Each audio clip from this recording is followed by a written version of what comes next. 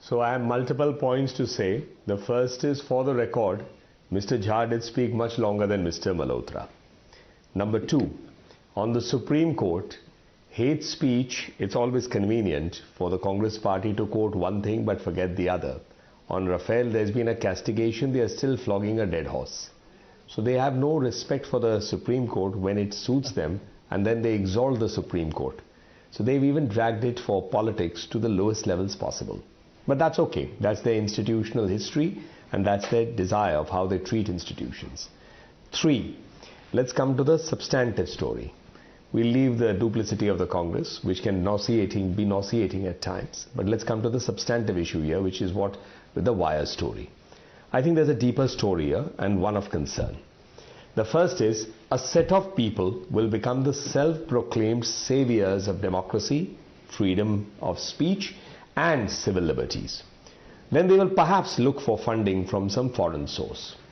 Then they will say, we are journalists, and we are the last free journalists, independent journalists, and therefore what we speak is the gospel truth, somehow trying to survive in a hostile environment. And then they have assumed onto themselves the freedom to do what they like, say what they like, and then say it's an inadvertent error. I mean, this is fake news.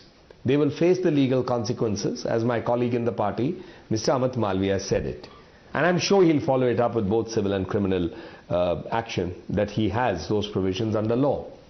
But the larger question here is, how do you call this then journalism? I mean, this is not journalism, this is an agenda. And why not? In a democracy, people are entitled to have an agenda. We have our agenda as a political party, the Congress has its, the left front has this, the wire can also have its agenda. But please don't become sanctimonious and suddenly give yourself your self-proclaimed pat on the back that we are the only ones protecting democracy. This is not democracy. This is fake news at its best. This is proof of the pudding in terms of your report showing that they had to apologize.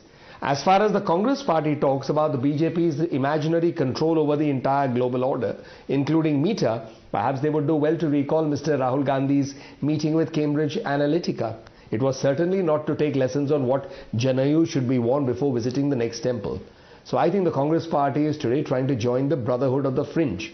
Because when they are not part of the mainstream, you then start defending the fringe who do damage to the heart of this country. Okay. And the wire cannot be excluded from that. Okay.